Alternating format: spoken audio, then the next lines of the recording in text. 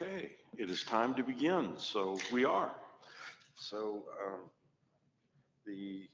welcome to the diem BOF, the digital emblem BOF. And next slide.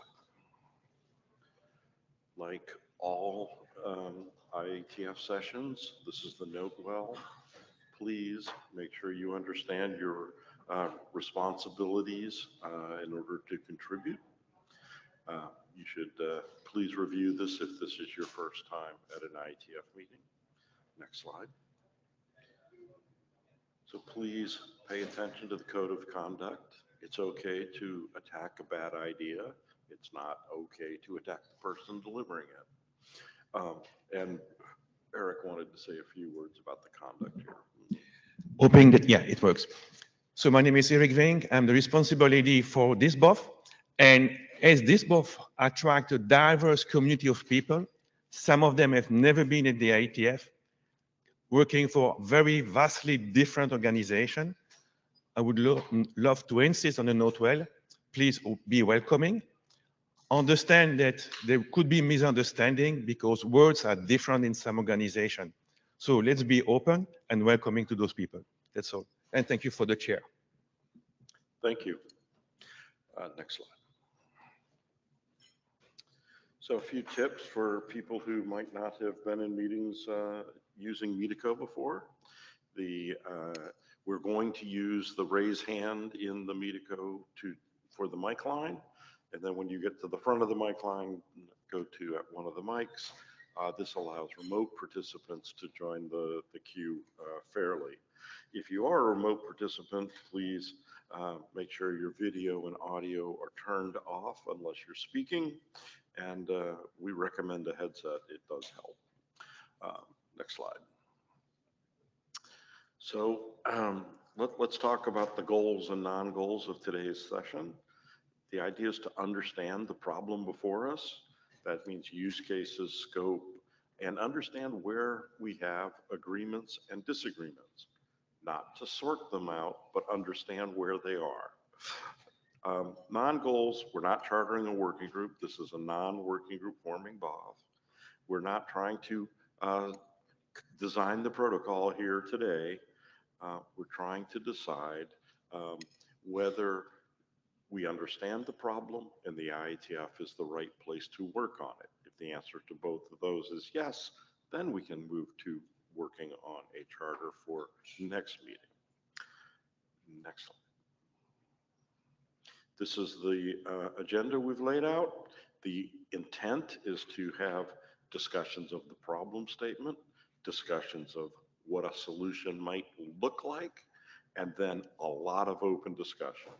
We have tried to make lots of time to hear each other. Then at the end, we'll try and answer those two questions. All right, let's go ahead and get started. Timo.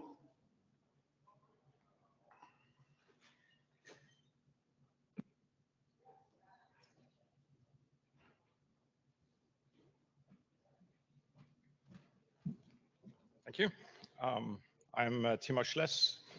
For those that do not know me, and also part of the reason why I'm here to kick off with part of what we see as a problem to be solved is I'm in the military, the Royal Netherlands Air Force to be precise, having 30 years of experience with both boots on the ground and commanding positions, but I've also background in interoperability and standardization of communications protocols within NATO.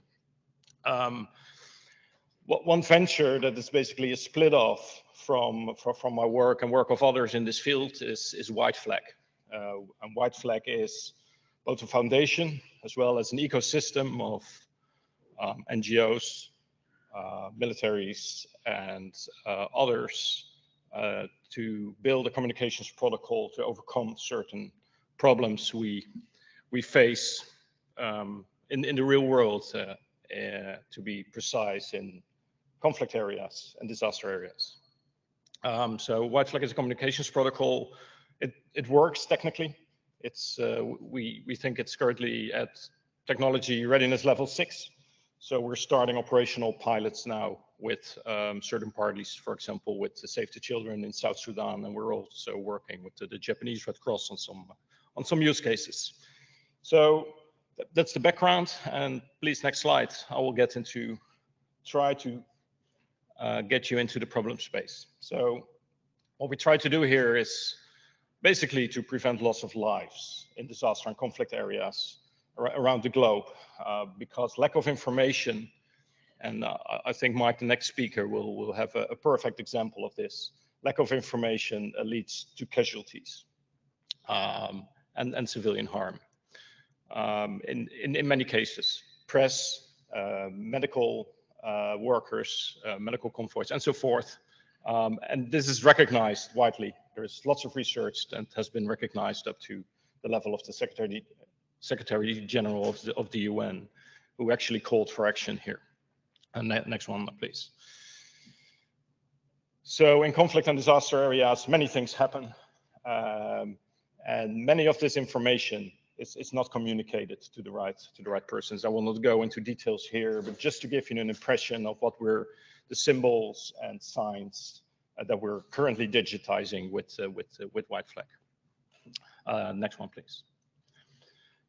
So we're used to physical signs, but they have severe limitations. They cannot selectively be shared. Often you want certain people to know that you're there, but you don't want others to know. They're hard to authenticate, hard to see in many situations, but also hard to process by automated systems. And especially with intelligence systems becoming more available, it's very important that we take those into account as well. And last but not least, if something goes wrong, accountability is very hard, because it's hard to reconstruct what actually happened and what information was actually available at the time. Next one, please.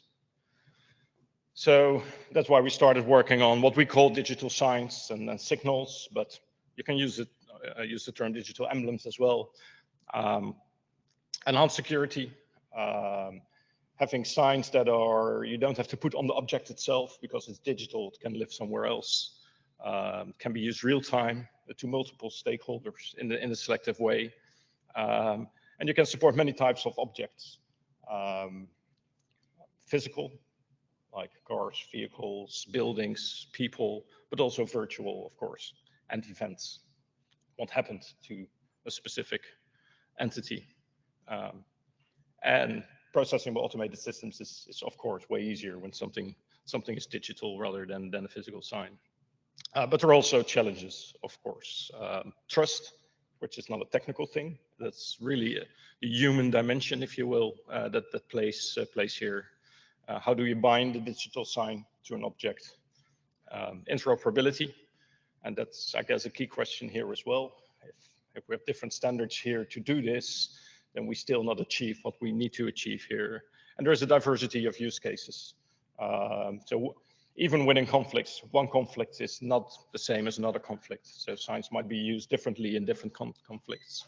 But the use case of, let's say, in disaster areas, again, is different from use cases in conflict areas. But there are many similarities. And personally, I think there is good work to be done here to try to find the common ground and work towards standardization. Thank you. Hopefully, within the 5 minutes I got. Thank you very much. Okay. Thank you. We have a minute for clarifying questions if anyone has some. Yeah. Okay, we have a few in the queue. I'm going to close it because we do want to stay on time, but let's go through these 3 questions. People, Michael? I'm not asking a question, but I'll be the next speaker. So please move on, Ross. Yeah. Okay, Samin.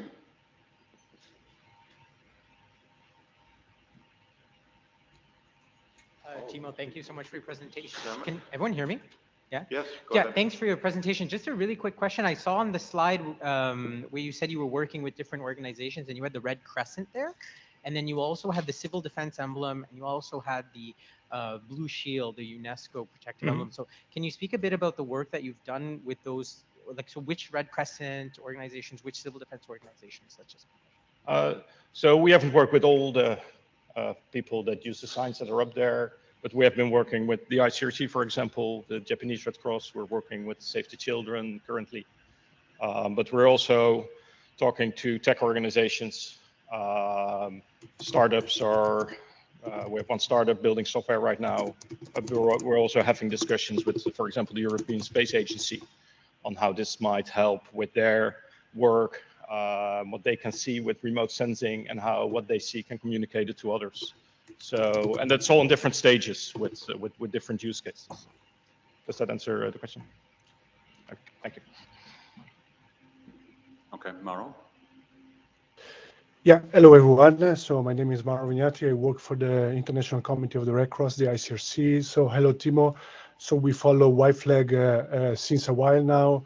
I would like just to give a couple of detail on what Timo said, because we have to better understand what we're talking about here. So when we talk about the slide that Timo showed about the sign that cannot be selectively shared and so on. So just to be precise, so we, as the other humanitarian organization, as the UN, other humanitarian on the ground, so there are several ways to communicate the positions of our assets and our personnel. So the first communication is through a radio channel with the armed forces of both sides.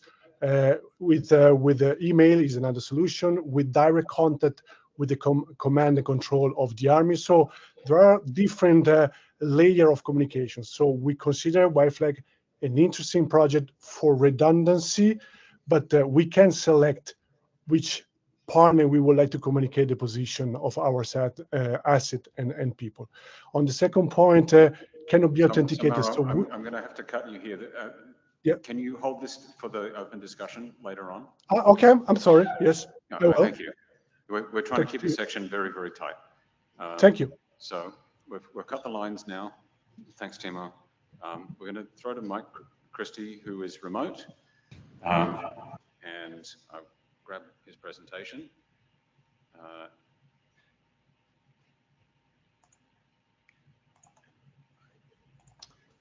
And Great. all yours, Mike. You have control Great. of the slides. Well, I hope everybody can hear me.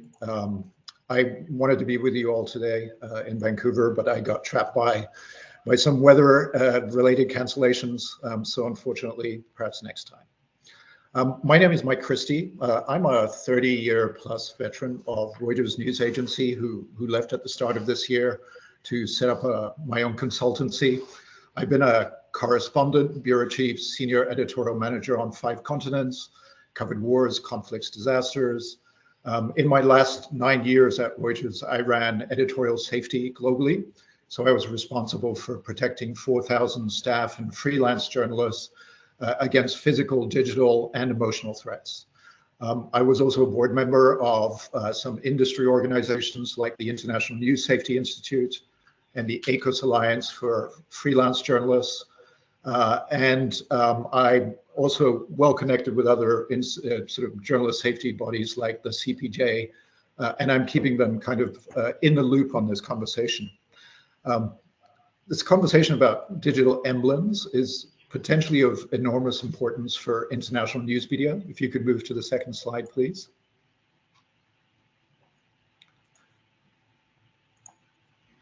One second. You have control of the slides? I think you do, actually, right? No, we gave it to you. We can That's all right. take it back if we need to. I've moved it forward anyway. Okay. The conversation taking place about digital emblems is potentially of enormous importance for the international news media from a safety perspective. I mean, as we understand it, at the most basic level, we're talking about press signs that we Velcro on our flak vests in war zones, or the TV signs that we put on the sides of and roofs of armored cars and other vehicles that we use in battlefronts, and often with duct tape in the physical world. Could you move to the next slide, please?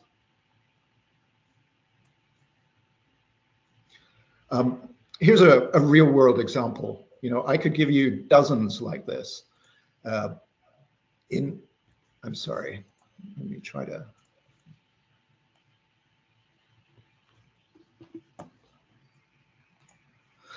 Here's a real world example. I could give you dozens like this.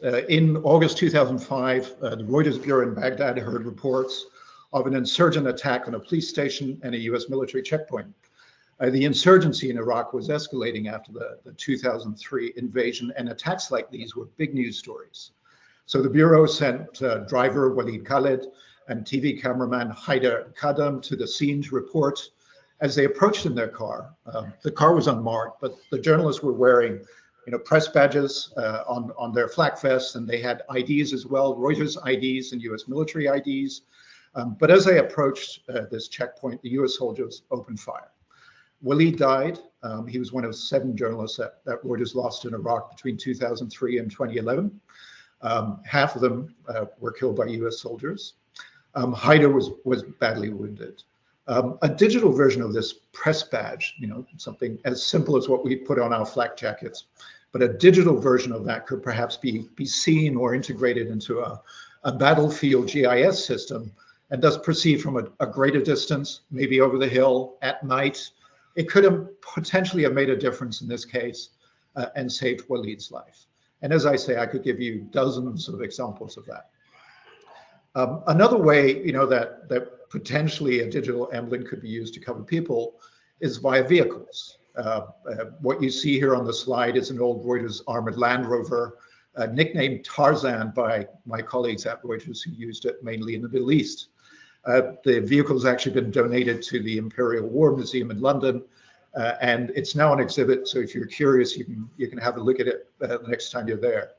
In August 2006 in Gaza, Tarzan was struck by a missile fired from an Israeli helicopter, despite the copious old school physical emblems that you see on the vehicle there in the photo. 2 of our colleagues were wounded. A digitized version of the emblems could have been more visible and provided more protection. Could you move to the next slide, please?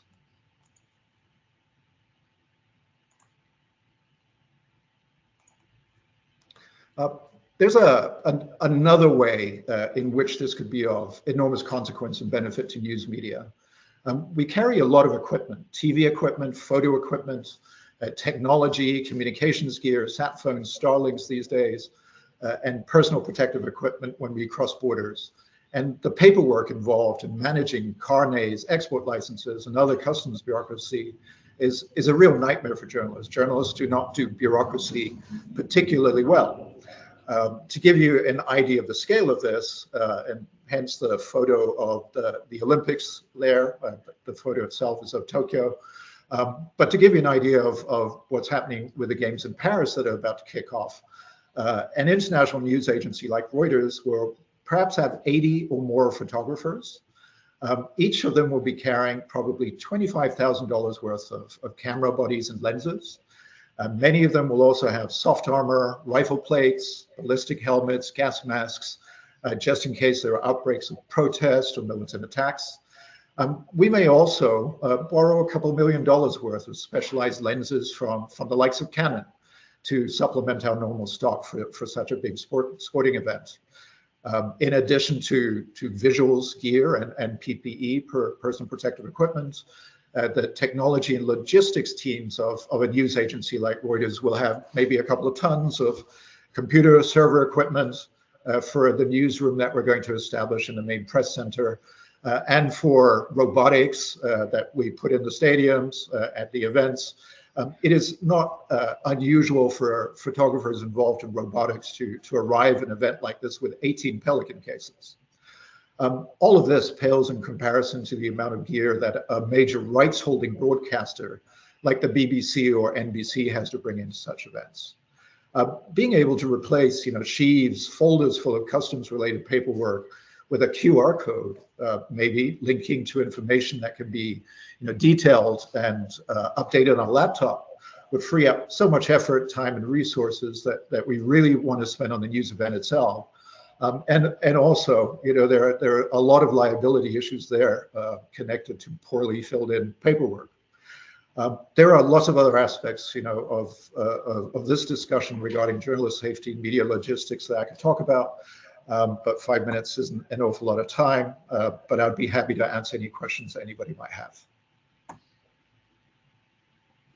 Are there any clarifying questions, not commentary? Okay, thank you. Next speaker. While we're waiting for the next speaker to set up, there's some slides have been sent to the mail list, linked to them from Rohan, who talked about his experiences dealing with some of this. So first of all, thank you so much to all of you for this opportunity to be here. I think it's something that's really different for the International Committee of the Red Cross. I apologize in advance for any growing pains that I might have or my colleague Mauro I have on the process. But really, we're so happy to be here to talk to you a bit about the digital emblem project that the ICRC has been working on since 2020. So the project to digitalize the Red Cross, Crescent, and Crystal is really about the issue of we do not have a way today of identifying specific protections in international humanitarian law in cyberspace. And so I'll explain the digital side of it in a couple of minutes, but I really want to start with explaining what exactly the distinctive emblem is, because it is really something very unique, very idiosyncratic. So I really want everyone to kind of understand the breadth of this notion of the distinctive emblem. Next slide, please. So this mosaic hopefully will give you a little bit of an introduction as to, like I said, the breadth of this concept of a distinctive emblem. And I'll say at the outset that the primary user of the distinctive emblem of the Red Cross, Crescent, and Crystal, so I say distinctive emblem because it's the distinctive emblem of the Geneva Conventions, the primary user is actually states. It's not the International Committee of the Red Cross or other components of the movement that I'll talk about later. So if you look at the top here, you see images, for example, of persons in combat fatigues in uniform. They obviously don't work for the ICRC. They are members of the medical services of the armed forces, right? And so the emblem is used to signify specific protections that those persons have. It doesn't signify their affiliation with any movement or where they work or anything like that. It just signifies that they have specific protections. The next image, the black and white image, is an image from the landing on the beaches in Normandy, right, from the Second World War. And again, you see war surgeons bearing the Red Cross, the distinctive emblem of the Geneva Conventions, to identify the specific protections that they have. You'll see that the emblem can be used on vehicles, it's used on ships, it can be put on the top of hospitals, so military hospitals, also civilian hospitals, and then it's also used by certain national societies. So here you see, I think it's the German Red Cross and the Turkish Red Crescent. The ICRC uses the protective emblem at all times, so you'll see the picture with the emblem at the top of our headquarters in Geneva. The bottom picture is how the ICRC uses, the bottom middle picture is how the ICRC uses the emblem on the field. This picture is kind of important to me because actually that's a picture of me in my past life when I worked on the field with the ICRC, and I benefited from the specific protections that I'm talking about, and so was entitled to use the Red Cross emblem. Next slide. So I really want to just take maybe 2 minutes and oh, sorry, we can skip this slide. So this is just some information, kind of like giving you the breadth of how the emblem is used. I mean, it's, there's over 120 armed conflicts worldwide that involve over 60 states and 120 non-state armed groups. So they're all entitled for their military, medical military services, civilian medical services. They're entitled to use the emblem, all parties to armed conflict. But maybe you can look at that information later because I really want to move to the next slide, which explains what is so different about the emblem. So when we think of an emblem, we usually think of a logo, right? Or we think of something that provides some information about affiliation. So if we look at the emblem of Wayne Enterprises, right? So you know that, the emblem of Wayne Enterprises, you see it, and so you know that this object either belongs to Wayne Enterprises or is somehow related to Wayne Enterprises. If you see, I don't know, an emblem of the radioactive symbol, then you know that whatever's inside of that thing maybe is radioactive and it has to be treated in a specific way. But in any case, an emblem can be used to inform, provide some information confirmation of affiliation. And the emblem is used that way as a logo. So it does have that function. We call that in international law, because that's how it's framed in international humanitarian law, an indicative use. So indicative emblem is kind of like a fancy way of saying a logo, essentially. And so it shows affiliation with the movement. And in that way, it can be used primarily by what we call national societies, like the American Red Cross or the German Red Cross or the Turkish Red Crescent, by the ICRC and by the Federation. But what's more important, particularly for this process of digitalizing the emblem, is the protective use, right? So it's a completely different use, the protective use of the emblem. And what the protective use of the emblem signals or indicates is actually not affiliation with any one or any state or any government or any enterprise or anything like that. It doesn't indicate any kind of affiliation. What it indicates is a specific protection in international humanitarian law. And so for the medical services, we call that protection respecting and protecting. It's a positive obligation that parties to conflict have to treat the medical services and certain humanitarian operations in a certain way. And so the ICRC uses the protective emblem at all times. What we call the International Federation of the Red Cross, which I can explain that a bit later, uses the protective emblem at all times. And then all of those images I showed you earlier of the military using the emblem or the civilian hospitals in times of armed conflict using the emblem, that is the protective use. So a party to armed conflict, when they see that emblem, they have no idea what the affiliation is. Maybe it's a chaplain, like a religious chaplain, maybe it's the medical services, maybe it's the ICRC, maybe it's the Federation, maybe it's the National Society using the emblem for protective purposes because they're, undertaking some medical function. They don't actually know, they can't actually affiliate the emblem with any one entity. But what they know is that they have to act in a certain way. And in that sense, it's more like a stop sign or a traffic light. What it indicates is a specific obligation of a party to conflict. And that party has to act in a certain way that is absolutely not just, we cannot target this thing. It's a positive obligation to respect and protect, an obligation that has existed for 160 years and really forms sort of the basis of international humanitarian law. I mean, if we look at the history of IHL, international humanitarian law, it really started as this idea that you have the medical services, you have medical functions, and there has to be a way of identifying the specific protection of those medical functions, and then, of course, also certain humanitarian functions. And that's so kind of a bit of a story of this notion of this protective use of the emblem. And then the emblem also has a purpose that's related to this protective function, which is really to assist, right? Because the emblem also indicates to persons, imagine you're in an armed conflict and you see a red crescent or a red cross or a red crystal, you know that, you don't know that that entity is necessarily the government or an armed group or the ICRC or the Federation or someone else, as I mentioned earlier, but you know that if you go there, you might be protected. And in that sense, it's a bit like this emblem of a fire escape, right? So if you see a fire escape, you know that if there's a fire, you can go there and you're more likely to be safe. And for a fire escape to work, there has to be very specific rules related to how that fire escape is used. How big is the emblem? Where is it placed? How many of them are there? There are laws that control, the different sort of dimensions of that emblem.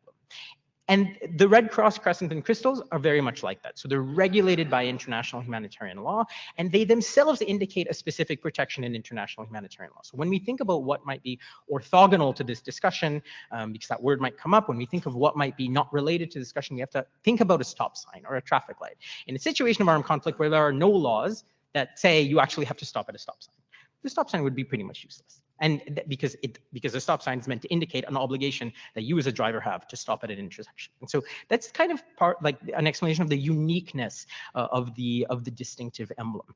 Next slide.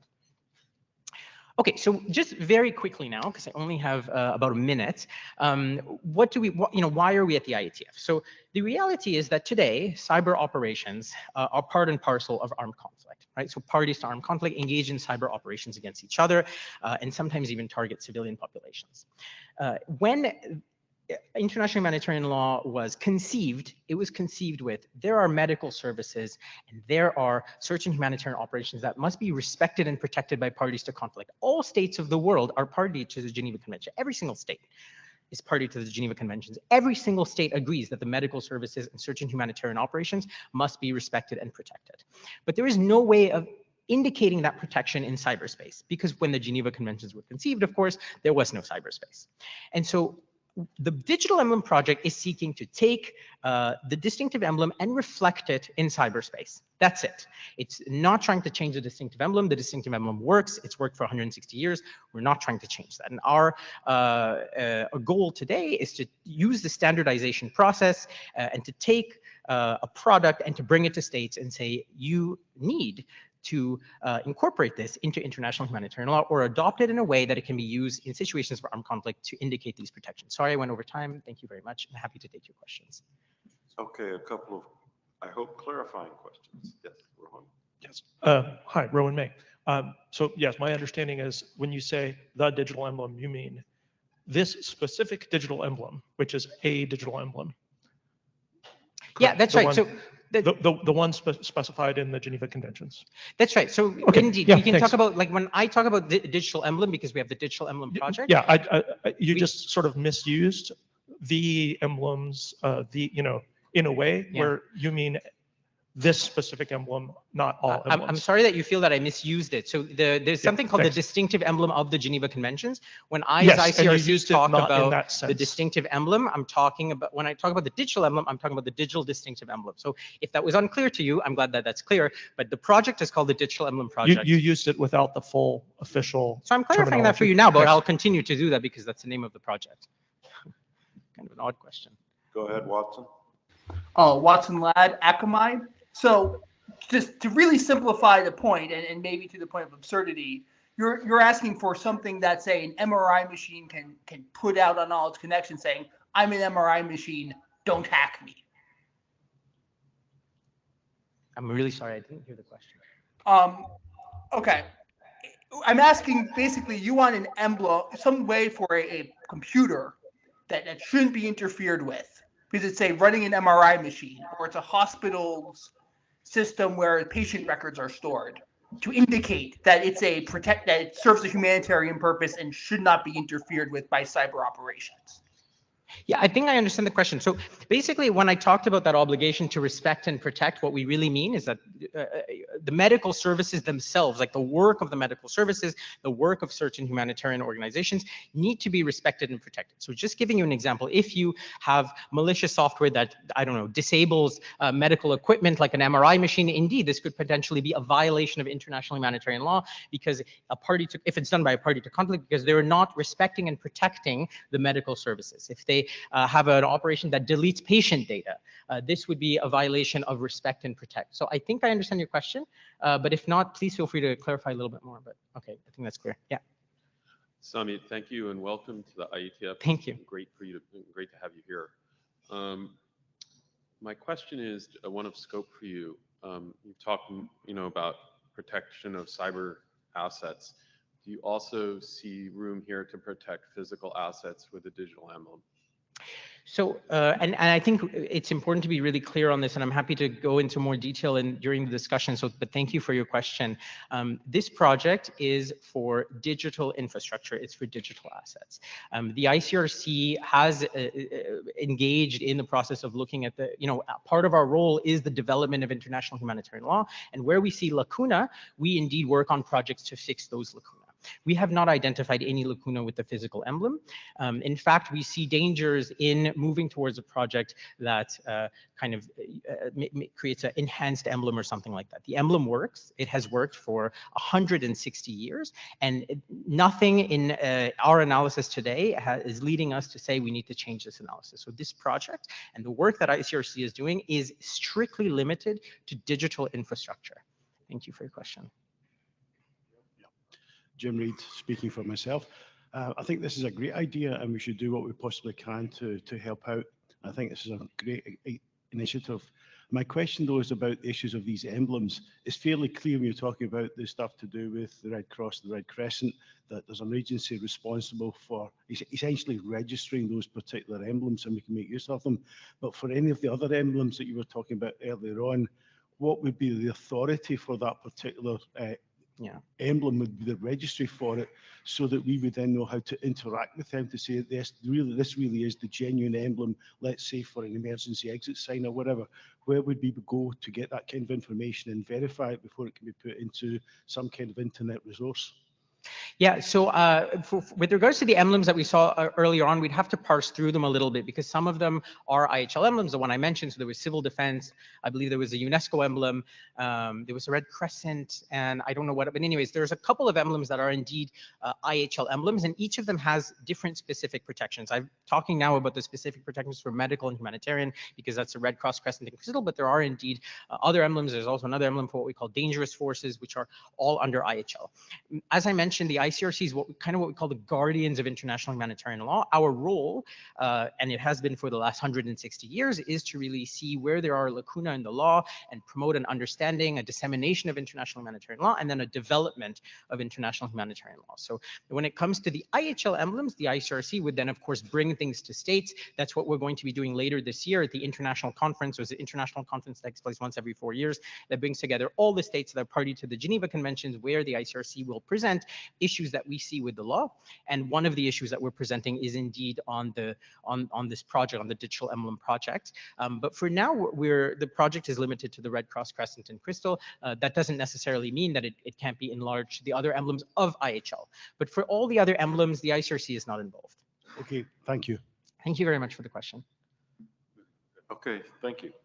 Thank you so much, everyone. So we're going to move on to the section now that is going to paint a view of what solution space might look like, just to make sure we have current common understanding of the space. So go ahead, Felix. Yeah, hi, thank you. So we've been working on digital emblems, as just explained by Samit, for a couple of years now together with the ICRC, and I'd like to talk about the technical aspects of them. In particular, I hope I can show that we think the problem is well understood and that it is solvable. Next slide, please. So as Samit just said, and I have a response to one of the questions. So Samit showed you how physical emblems are applied to physical assets nowadays. What we want to do or what we seek is a digital equivalent to the Red Cross in this sense. We want a digital emblem applied to digital assets, for example, a hospital's database. Next slide, please. The purpose of such a digital emblem is to stop attacks. And to do so, we must show to what we call verifiers. Verifiers are all those parties who want to, for whatever reason, attack digital assets. Could be a ransomware gang, could be a state cyber command.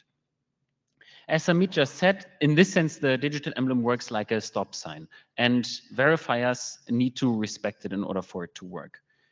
This means that verifiers must, that the digital emblem must meet the needs of verifiers. If they have no reason to look at it, or if it might hurt the operations, they will not do so, and it will not have an effect. This has important implications on our problem statement. We'll talk about that soon, but let me also highlight the use cases that we are looking at concretely. In general, we would like to apply a digital emblem to any kind of network endpoint. The first use case that comes to mind here are server endpoints, so any kind of web server, a database server, the obvious candidates. Secondly, we would also like to protect networks.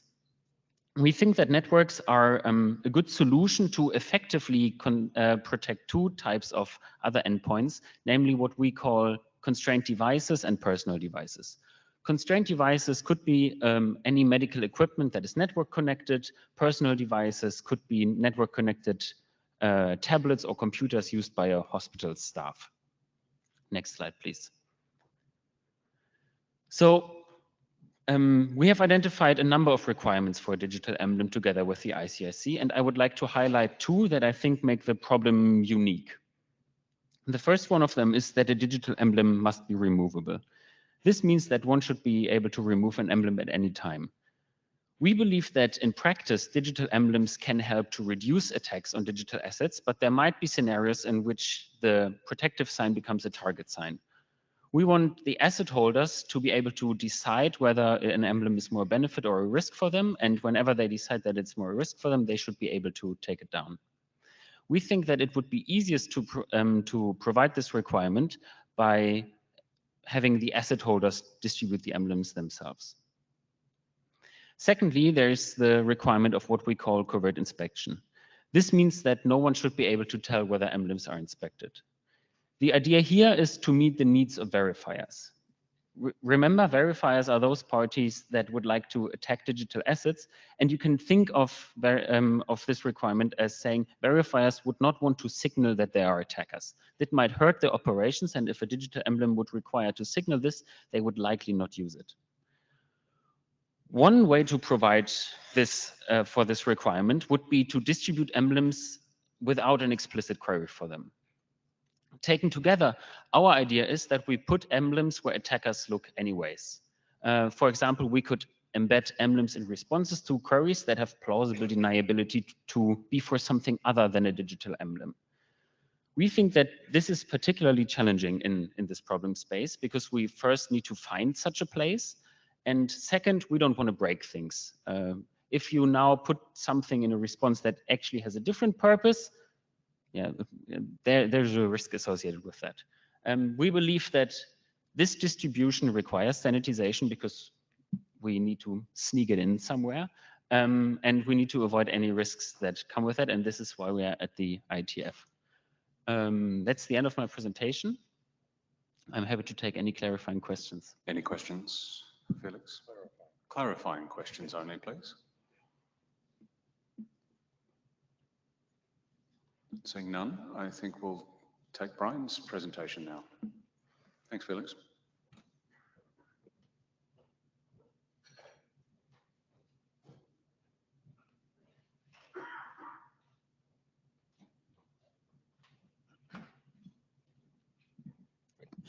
Right. Thanks. Good morning, everybody. My name is Brian Haberman. I think some of you probably know me, but one of the things that really comes up in these conversations, I think Felix hit on it. These kinds of discussions have been going on for several years now, and I think one of the things that we've recognized from the work that we've been doing is just how broad the problem actually is. Next slide.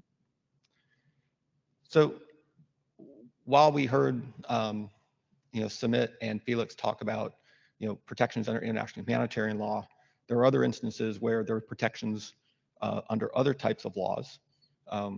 What those protections are kind of orthogonal to this discussion. Really being able to display an emblem is necessary in order to get that protection, as was being said earlier. But there are also organizations that have to display emblems because they're required to. Again, kind of orthogonal to this discussion, but because they're required to display these emblems, what we have to look at is, as you move more towards digital capabilities, how do you give them the same capabilities in the digital space? And the gap that seems to be appearing over and over again is that secure real-time signaling of protections, because if you can't do that, then the people or assets that are being protected aren't being protected in real time, and you have no way of really understanding what those protections are. Next slide. So one of the things that becomes really important here is understanding that even with physical emblems, you run into problems because you can literally paint things wherever you want. You can slap things on there, and if people are able to see it, they may not necessarily be able to verify it. So how is it that we can actually trust these emblems actually indicate what's going on? The other problem that we run into here is visibility. Typically, the physical emblems are something that people can see, but if you're looking at it from a different angle, you may not be able to recognize it. And it's actually really hard for systems to recognize these old physical symbols. So how can we actually do something that's going to protect these systems from new capabilities? One piece that I think is really important is the non-repudiation. Can you actually create a mechanism that allows people to say, no, you really did display that emblem, and this is when we saw it, so that people can't display it for nefarious purposes, take it down and claim that they never did it. So as these things kind of move along and you become more and more tied to a digital infrastructure, we need to start thinking about not only the digital assets that you want to protect, like your networks and your endpoints, but also how do you actually augment the capabilities that exist or that need to be in place for the physical emblems. Next slide, please. So in our work, what we've really done is kind of looked across the space of all of these types of use cases and said, are there pieces of commonality that we need to start considering if we were to do work in this space? Clearly authenticity becomes important. You want to make sure that you're actually looking at an emblem that has been verified or can be verified. Going back towards, who actually gave approval, who displayed it, whatnot. The other part here is really being able to increase the visibility. Can you create a capability that allows people to feel more protected because they now have greater visibility into why they're being protected or why that signal exists? And then also being able to wrap in the ability to say, when did somebody display it? When did somebody not display it? And finally, you get to the point of, if someone has requested use of an emblem, been granted access, and then they've been found to abuse it, you want to be able to revoke it. So can you actually leverage capabilities that say you can no longer use this going forward? And when I think about these kinds of use cases and these kinds of needs, I see a lot of existing work in the IETF. We need to figure out what the actual requirements are and how do we actually leverage those building blocks to solve this problem rather than trying to create something brand new from scratch. So I believe that's it. Questions?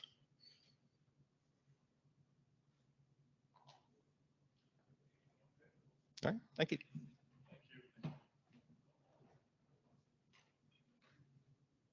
Let's see, how do I get my hand up here? Get to a floor mic, Brian. Just a clarification question. Can we size this? Are we talking about millions or billions of unique digital IDs? Can we size this in any way in terms of the scale that we're dealing with? Is this, no, a million, is it a billion, a trillion? And that's what the extent of the question I'm asking. Yeah. But, Brian, if you have an answer. Bob, that's actually a really good question. I think right now we're talking about maybe thousands of organizations that would want to use these kinds of things. I think the scope really comes into how many people are actually observing these emblems and can they actually do it in a scalable way without affecting the behavior or the activities of the device that's being protected by the emblem. Well, thousands of organizations I can wrap my head around, but I'm trying to wrap my head around again. How many of these things are out there or going to be out there in the next 10 years? Bob. And that's the question that I'm asking. Oh, so Bob, I think what you'll hear from Bill will give you some scope on that.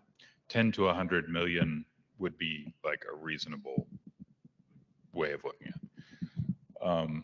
Okay, do you want to start? All right, so let me get small ends up. Sorry. And you're advancing. I just told you to advance.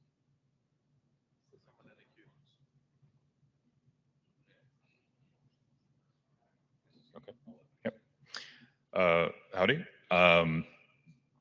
I've been working with the team that's been doing use case interviews with the many different organizations that administer bodies of international law, and the way this has been scoped thus far is as markings that are required under international law.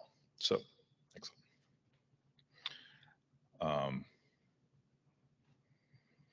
Okay, so the idea is that these supplement or perhaps eventually replace physical markings that are required under international law. So I'll give a couple examples of the physical markings.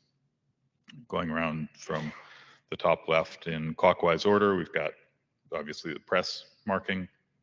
The next one is the ISO standardized marking for an ISO container, cargo container. Every cargo container in the world has one of those. The United Nations blue helmets, which are, again, a protective marking under the Geneva Convention.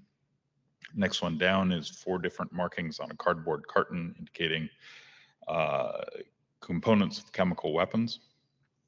Next one down in the bottom corner there is marking on a wooden pallet. Every piece of wooden pallet, drayage, carton, whatever, that crosses an international border is required to be marked to show how it is not moving termites and other, bugs across borders.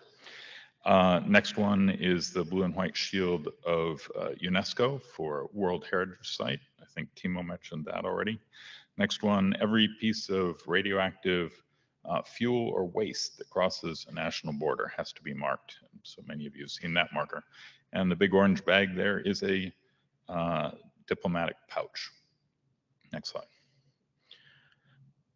Drilling down a little bit more, next slide, on that one for the termites. The Food and Agriculture Organization is the international treaty organization that is responsible for this body of law. The law itself is the International Plant Protection Convention, and the specific law that requires the marking is the International Standards for Phytosanitary Measures, law number 15. So this has been 100% standardized since 1951, but it's standardized for physical display, not for digital display. And you can see a breakdown down there of the data that's being encoded. This is a hot metal brand that is stuck into a piece of wood with variable data in it to encode stuff, right? We know how to do variable data without using a brand. We know how to do it with digital bits. So next slide. So here's a structure that many of us think would work. You have an issuer, the person who's responsible for putting the mark on something. The digital emblem, which is a set of records that together comprise the mark. And they use a description to bind themselves to the asset. So we're not talking about the digital emblem being physically affixed to the asset. A representation of it could be affixed, but the digital emblem is a bunch of data. And so think about this like a URL. You can see a URL printed on a billboard. Somebody can copy that URL and put it on a bumper sticker or a t-shirt. They haven't destroyed or invalidated the website it refers to. Those are all just pointers that tell you how to get to the website. Copying the URL is not an attack against the website. It's just another instance of the pointer. Next slide. So who are validators? Who would validate this data? Next slide. We have the three really common cases and the one really uncommon case. The uncommon case in the top left is a loitering munition. Loitering munition might be trying to figure out what its target is. What is a valid target, not a valid target? But the really common use case, hundreds of times a second around the world, are customs agents. Customs agents trying to figure out whether something should pass or be inspected or be destroyed or whatever. Next slide. So there's that ISO container one again, right? The customs agent is looking at a container, but the interesting part of the container is that right there that says, you know, what the container is and how to identify it and how to match it up to tracking information. Next. So what problem are we solving? This is the real problem that we're solving with digital emblems, the proliferation of incompatible proprietary scanners. These are stacking up in customs agencies because people who have physical markings that are required under international law that they have to put on stuff, they understand that digitalization is needed. They understand digitalization is coming. They are doing the work to digitalize, and the tidal wave of proprietary scanners is starting to fill the closets of customs agencies. Everybody who's solving this problem is solving it in a siloed way. They're all shipping their own new scanner to every customs agency. This doesn't scale. And this we're just at the tip of the iceberg right here, right? Just a few organizations have started doing this, but there are thousands of organizations that need to do marking under international law, and each of those may have thousands, tens of thousands, hundreds of thousands of things out there in flight in the world at any given time. So what we really want is to have a single standard so that a customs agent can have a single scanner that can scan a standardized data format and present the information that right now they can see physically marked on something. That's really all this is about. Take the physical marking, have a standardized way that it can be read into a scanner and displayed on the back of the scanner. Next slide. So here's the structure. We have the issuer and the asset, which are both bound to the digital emblem by a bunch of records. And then we have a bunch of ways of distributing that data over to the validator who wants to check it out. So a QR code would be a passive optical marking. A active RFID transponder might be Bluetooth 4.0. In-band network response could be, TLS options or something. Lots of ways that we've already standardized to move data around. We don't need to invent anything there. What's of interest here is that we get the binding defined such that it's sufficiently inclusive that we don't have multiple parties coming back and saying, oh, we need to start over from scratch because our use case is unique. People's use cases are not unique, right? People need to take a marking and show it on the back of a scanner, and the ICRC and sites and Ramsar, all these different bodies that are responsible for marking things, they just need to be able to replace a physical mark and ideally convey more information than just that physical mark does, and give non-repudiation, the ability to expire the mark, all these things. Next slide. Okay, so there's 8 people in the queue. Okay, all right. Then I'll just leave it at this. I would like people who are not in the queue to ask a clarifying question to leave the queue because discussion is next. Anyway, yeah, so keep it really, really short. Okay, shall I sit or am I responding? Okay, all right. So Bill, thanks for the overview here, a bunch of the aspects of the problem. One thing I didn't see you cover was the authority scheme here. So who is authorized to bind these attributes to a thing, and how do the verifiers come to trust that they are authorized to do that? Is there any notion, a standard model for that in the cases you're talking about? And I'd be interested as well how that would compare to stuff like Sumit was talking about. Okay, so this is just like all the rest of our protocols. The protocol is to facilitate communication. We don't gate who gets to use it. We don't say who gets to use HTTP to put up a website. The validator, the person who goes to look at the website, gets to figure out whether it actually represents the thing that they wanted to look at. So this is a communications mechanism between issuers and validators. Validators already have hundreds of years of experience in figuring out whether the issuer is somebody they care about or not. We have expertise that we can bring to bear in homographs and stuff. So having the digital cross signatures web of trust is really useful there, right? UNESCO might be cross-signed by the UN, whereas UNESCO would not be, right?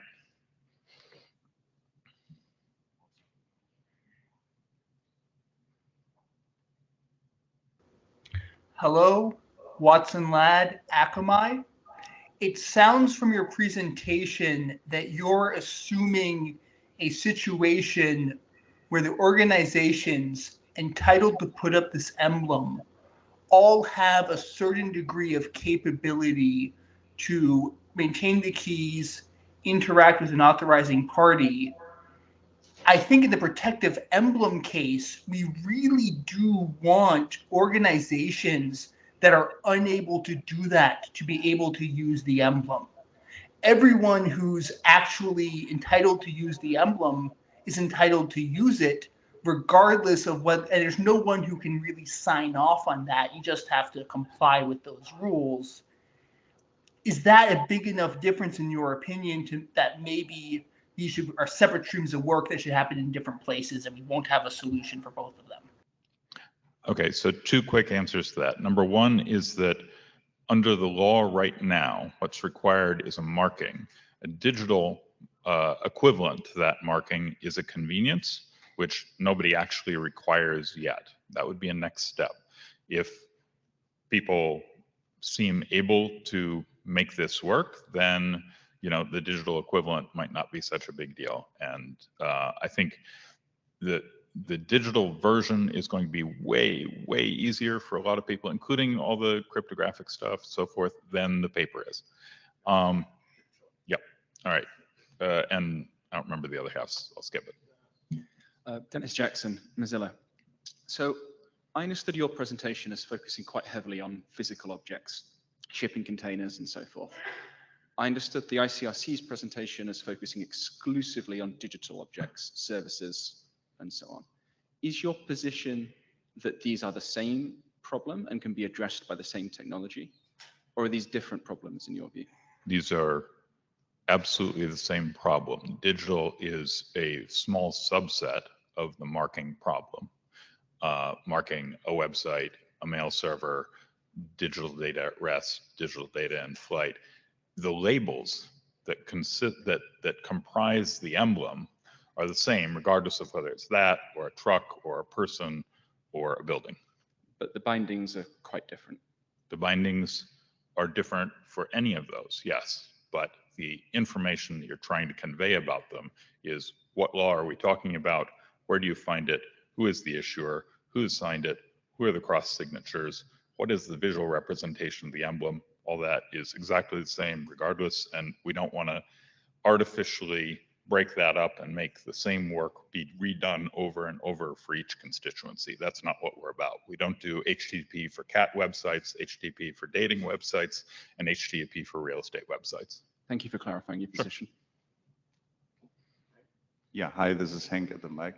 I was stumbling in here under the impression that we are kind of helping the global society of doing the right thing and therefore helping critical infrastructure that is neutral all over the world to retain neutral and to present that also in the digital world. What I now saw is that we are doing product identification of physical objects, which is, to my understanding, an absolutely different out of scope problem statement that might end up with the same problem. With the same solution, of course, because you're kind of identifying physical objects. This is an ages-old problem, and there are QR codes, there are UPC codes, there's ETC codes, there's so many codes, EAN, whatever, and they're all there. That is, I don't think, the problem. The problem is the unification. Again, I thought we were helping the Red Cross in a similar critical things here to be safe. Is that a clarifying question? No, that is, yes, I will sit down, down, but this please. is very different. When we brought this to the IETF, the problem statement was. Yes, and I have a clarifying question. So are you thinking that selected disclosure and device binding are in scope or out of scope for the problem? In scope. In scope.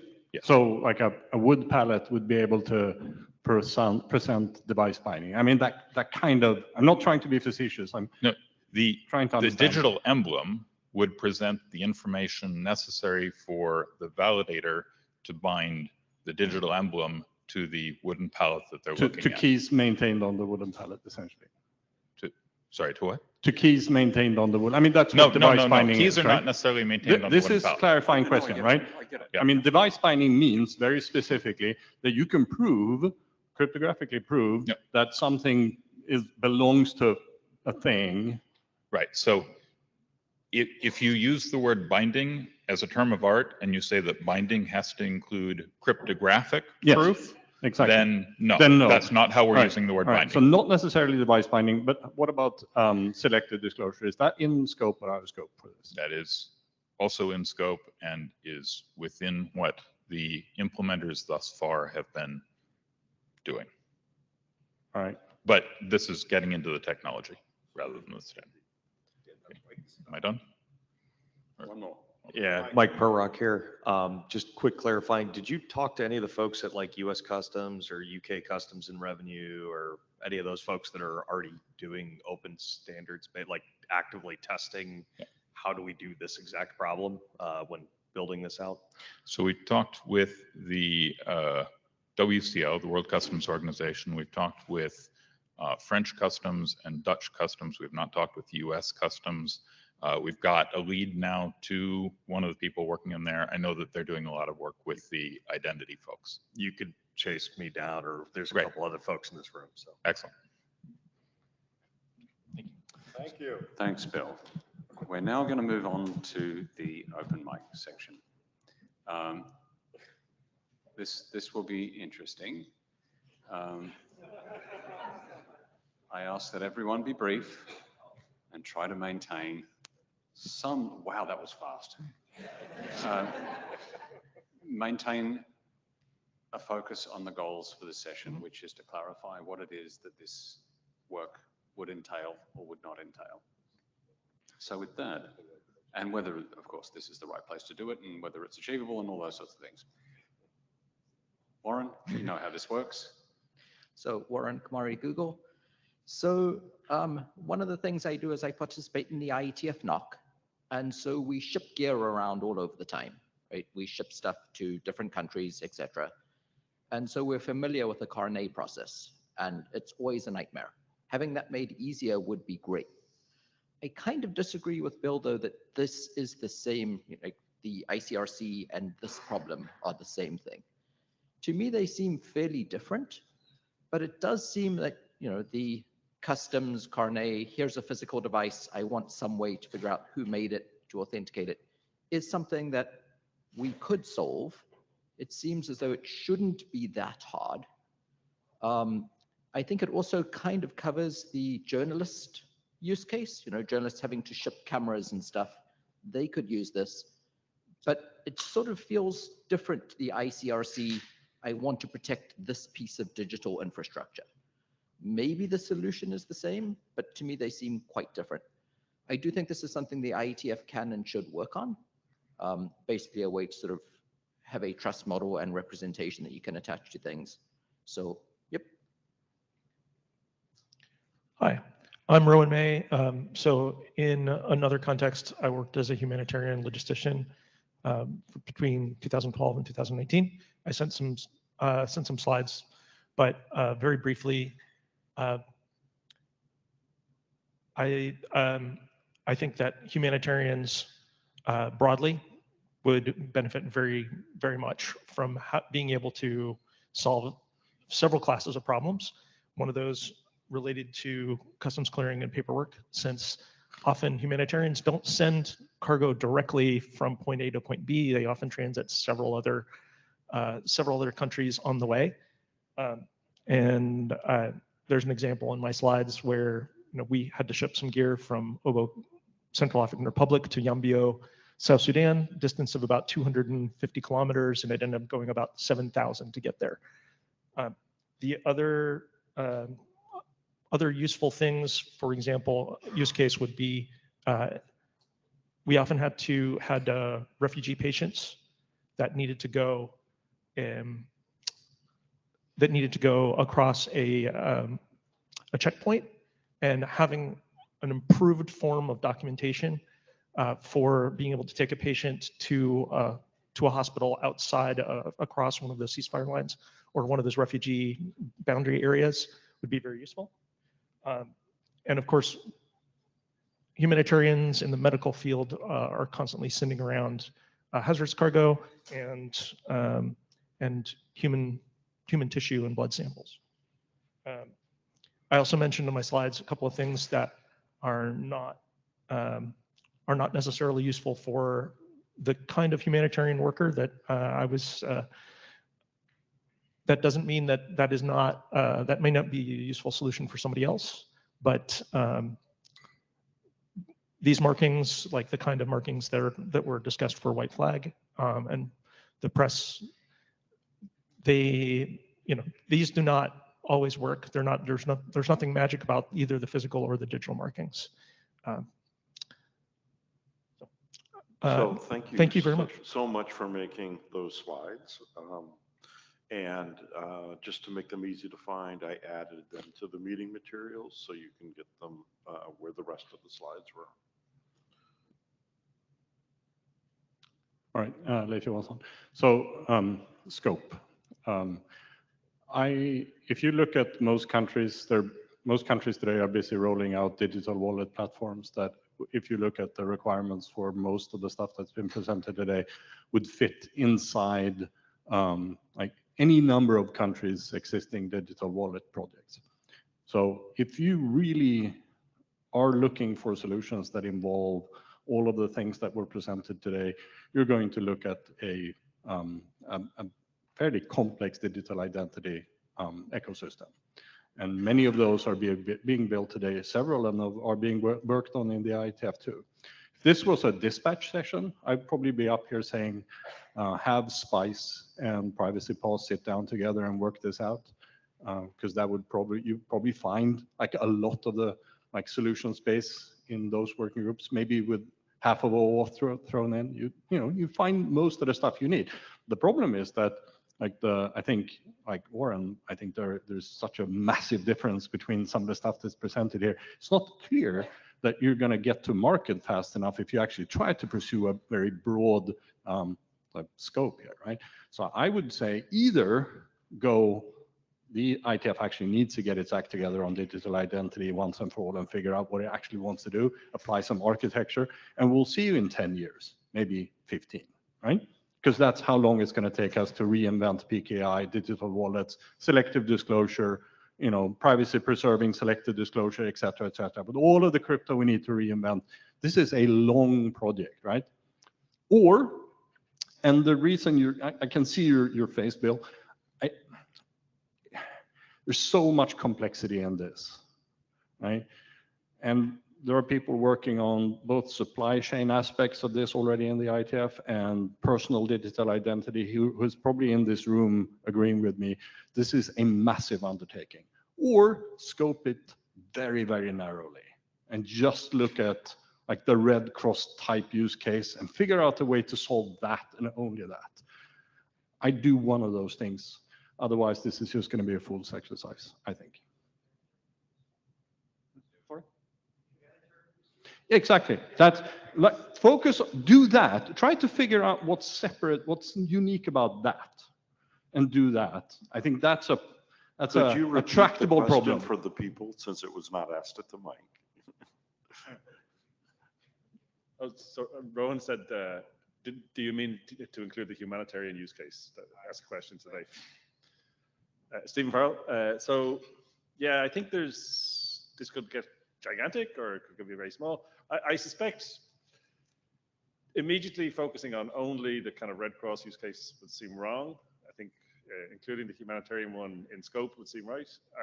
Maybe the kind of customs related stuff. However, I really wonder, are ISO and other people not working on that? And if they are, then maybe it wouldn't make sense to happen here. I don't know the answer to that. I think before proceeding to include that, we probably should know that answer.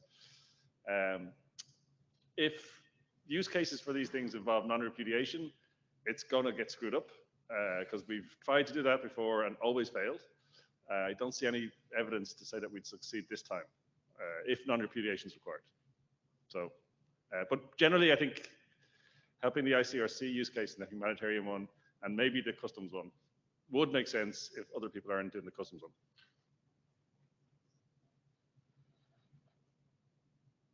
Mike Perrock here. A couple of clarifications on scope that I'm seeing, and then just a comment around use cases. So scope-wise, one thing, having worked on aspects of this problem in other areas, tend to see a lot of the personal identity type stuff get mixed up with system to system or corporate identity and trade type use cases. They have very distinctive requirements. A lot of times in the personal identity space, privacy really comes into play, and you want this ability to not, trace who's accessing what and things like that. Whereas a lot of times in the physical world, you actually do need very established, like traceabilities by design. You want to know exactly what's linked to what. And when those things get mixed up and tried to use on both sides, we tend to see a lot of problems. And so I would just say, like, we should be very clear, and I think Life was getting at this. Let's pick off one or two very simple things and maybe try to define maybe some credential types or vocabularies or claims for COSE, or Jose type, objects that might be helpful there. I would also note that I think the IETF is already working on large chunks of this, right? I think Spice, Skit have definite applicability, right? Skit's been looking just at the software supply chain side, I think officially to start, but obviously has applications in tracking a lot of these items.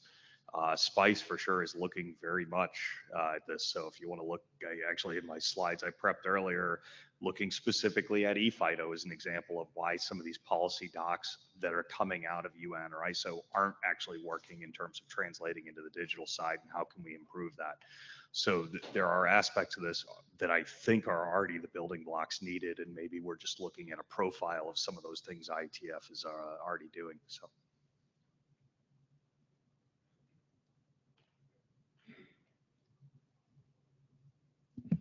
Hi, can you hear me? Yeah. Okay. Hi, everybody. I'm Farzan Abadi.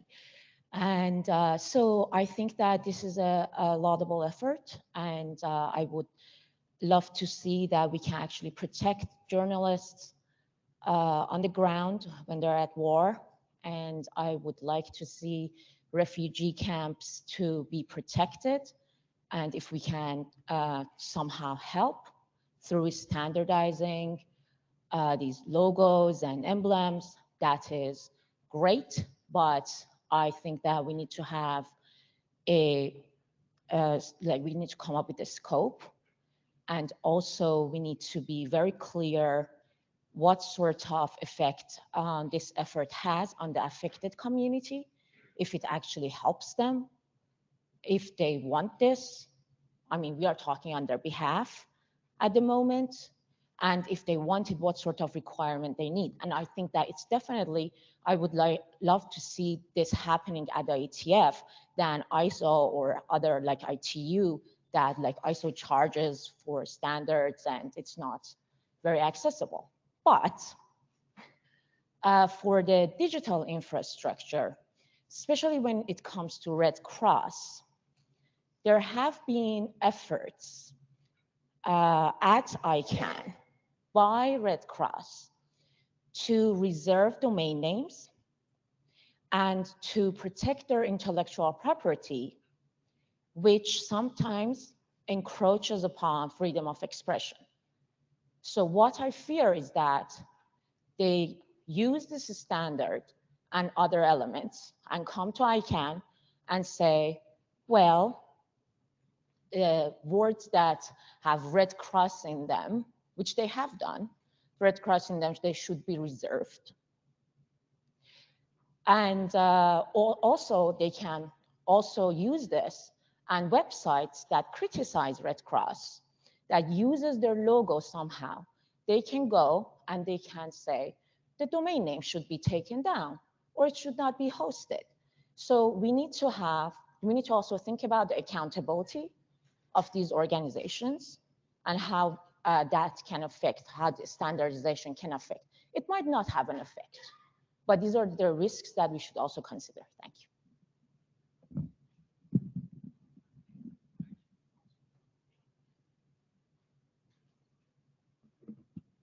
Just let Samit briefly, briefly respond. Yeah, thank you so much for the chance to respond. Look, I'm not really sure what you're referring to. As I mentioned, the primary users of the emblem are not, it's not the ICRC. And when we talk about Red Cross, I mean, if you're talking about the movement, there's several different independent entities within the movement. There's the ICRC, there's the Federation, and there's all the different national societies, 191 national societies that are all independent from one another. So I'm not sure exactly what you're referring to, and I don't know if we've been into IETF before, but to be honest, I don't think so. But in any case, yeah, there are important rules on misusing the emblem that come from international humanitarian law. So states actually have an obligation to ensure that the emblem is not misused. And the idea is that if everyone starts using the emblem, even if they're doing it for benign purposes, they're going to water down the meaning, and then parties to conflict wouldn't be able to identify what's protected or what's not. So I'm not really sure what you're referring to with regards to the websites, honestly, but as I mentioned, the main users of the emblems are actually like parties to conflict, so states and non-state parties. Yeah, thank you. Next on the queue, we have someone called Invited Speaker 1, who has not identified themselves. Yeah, I'm Moez Sekshuk. I'm speaking as a former UNESCO Assistant Director General. I followed the meeting, and it's my first time to participate to the IETF. So I can say that I just want to comment on the issue saying that the digital emblem match apply to just to other RCRC1 and all the Geneva Convention. I heard a lot of comments, but I want to really stress the importance of that there are many issues already when we talk about the digital emblem, the physical emblem that is covered by the Geneva Conventions. When you use them, and I particularly the culture heritage emblem. So here I want to stress the importance of to cover different emblems and different use cases that were very well presented previously. I think that also we need to cover that in the standardization group, very important comments or to prevent any misuse. This is very important when you cover also arts objects to be identified and to be protected, particularly in conflict zones or whatever said. And a lot of use cases, I want to really testimony that there is very important use cases that we can really showcase when we use digital emblems and not just the Red Cross emblems. Okay, that's it. Thank you. Okay, thank you, Ted. Thank you very much to the folks who brought the presentations to us today. I very much appreciate the clarifying comments that have come in. I realize being at the IETF, there's a lot of conflict. My apologies if that's been worrisome for you. It's just how we are. Listening through this, continue to think that there are distinguishable sets of problems here. And I understand Woody's perspective that one is a subset of the other, but it's a subset with some technical characteristics which are quite different, I think, particularly in the ability to inspect covertly and the ability to bind and unbind very quickly that relate to both the humanitarian use case for the press badges and or the ability to detect that somebody has a medical role at a distance. And I think those are really some of the most challenging things that would be tackled by the IETF if it takes on this work. And I think as a result, those need to be kind of the focus of a working group. I don't see any reason why we can't have two outputs from this, one of which is working on a broad problem and one of which is working on a narrow one. I agree that there would be some value if they happen to be able to reuse some of the same building blocks, but I'm strongly of the opinion that they can't collapse into a single use case given some of the unique properties that have been brought out for the humanitarian and Red Cross use case. So I'm definitely in favor of the IETF continuing to discuss the work and hopefully taking it up, but probably in two streams. Thank you. Hi, folks. This is Daniel Kahn-Gilmore from the ACLU. Sorry that I'm not there in person. I echo what Ted said about the scopes being pretty different and needing to be working in different places. And I want to also just highlight that I think we need to think about how a system like this could potentially be misused as well. Even a thing that is voluntarily applicable, like you can add it or remove it. You could imagine a party to a conflict saying, well, especially if we're completely agnostic in how we design this about who the authorities are, you could imagine a party to a conflict saying, well, we'll set up an authority, we'll make these badges, we'll put them on all of our guys, and we don't care whether you know about them or not, and we'll block all other digital infrastructure that doesn't happen to have one of these badges. That's just one example of a way that a badging scheme like this could potentially be used for sort of large-scale social control or knocking people off of the network as an allow list filter for participation on the network. So I just want to flag that that's something we need to be thinking about if we move forward in any of these spaces. Thanks.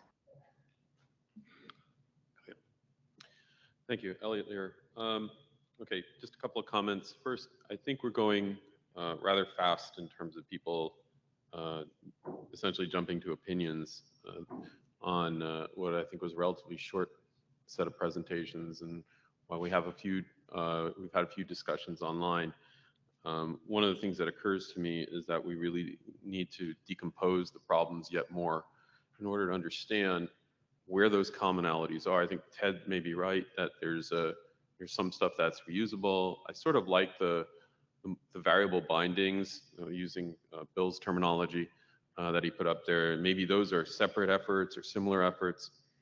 The discussion about customs, I'll just add, obviously Cisco has an interest in that. We ship products all over the world. I don't know the applicability of this work yet to that.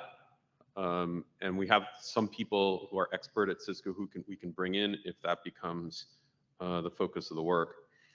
So my only concrete suggestions for next steps here, this is the sort of thing that I would have expected would be either good to delve into in sort of an IAB program approach, right, or a workshop where we have more time and maybe even a little bit of preparatory time to really do that deep dive to figure out where those, what are the building blocks we have that we can use, to address which problems, and where the commonalities are within the problem space, and where the commonalities are between the solution space, because we don't like building too many building blocks.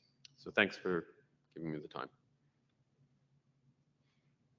So thanks to the organizers for a very clear presentation. In terms of the usual BOF questions, I think we do have a worthwhile problem here that is clearly scoped and within the capabilities of the IETF. From a technical sense, I feel like there's basically two facets to each of the kind of use cases presented. There's credential structure and formats and how you make the statements of the attributes you're trying to assert. And then there's a presentation protocol problem. I feel like especially in the cyber protection of cyber assets question, that question of how you present a credential in the context of whatever interaction a cyber operator is having with a cyber asset, that's very much, the protocols by which the operators and assets are interacting are largely IETF protocols, and so it's very natural for the IETF to attack that problem. I think Ted is probably right in terms of two work streams emerging from this. I think it would be good to get to the next level of detail in the requirements for the credential formats and what they would look like in those two cases. It may even be that there's two fairly distinct sets of stakeholders in those two, vendors and customs officials on the one hand, NGOs and cyber operators on the other hand. So I think it's likely that we end up with two work streams here, but I agree that this is a problem that the IETF can work on. Watson. Watson, Ladd, Akamai. I'll be brief. I think there is a real world need for the protective emblem use case. It's narrowly scoped. It has unique constraints that other use cases don't, that the protocol needs to accommodate.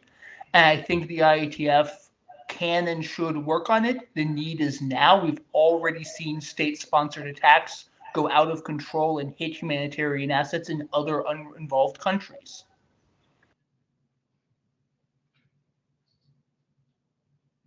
Hi, Stu Card, primarily active in the Drone Remote Identification Protocol, or DRIP working group.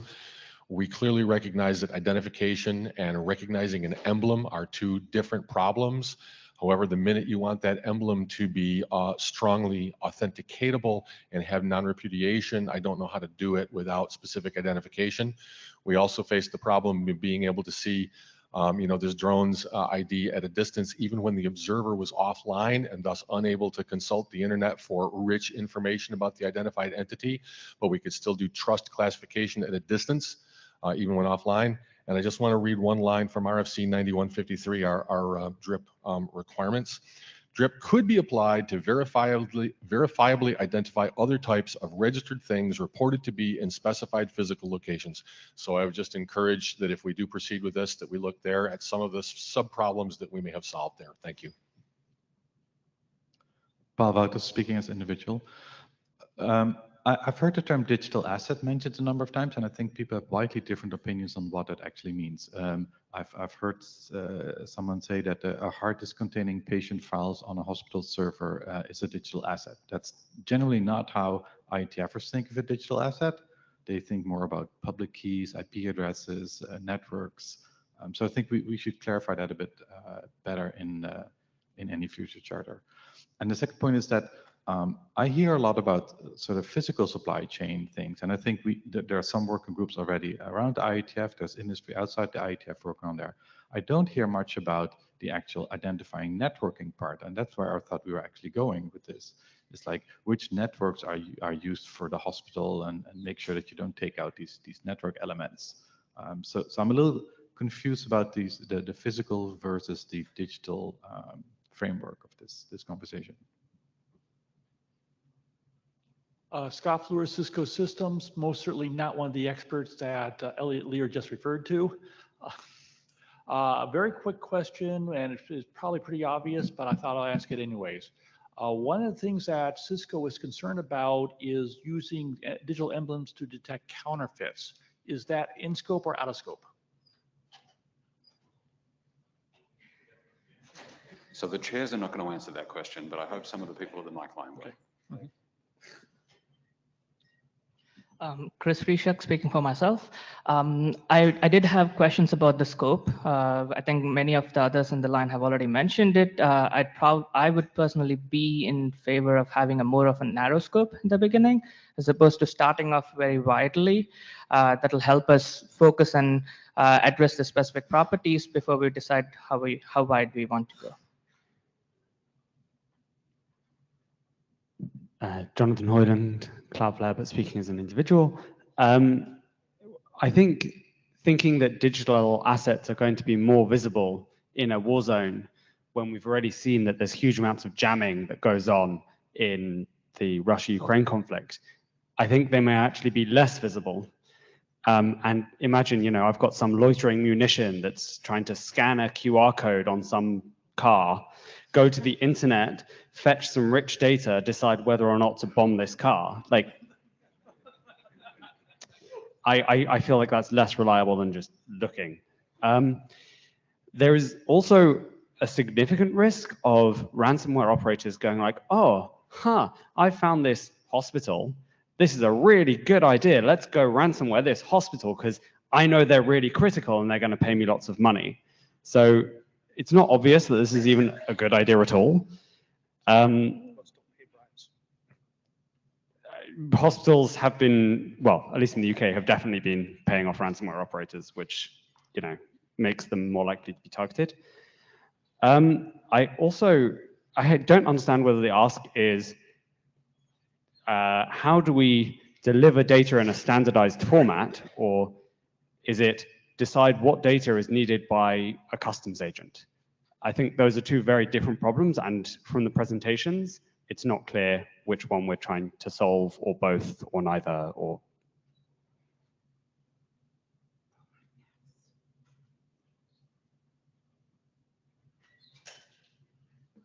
Kalia. I want to echo what Mike Prorock and Leaf said. There's work that is quite aligned with what I understand, at least the goals around physical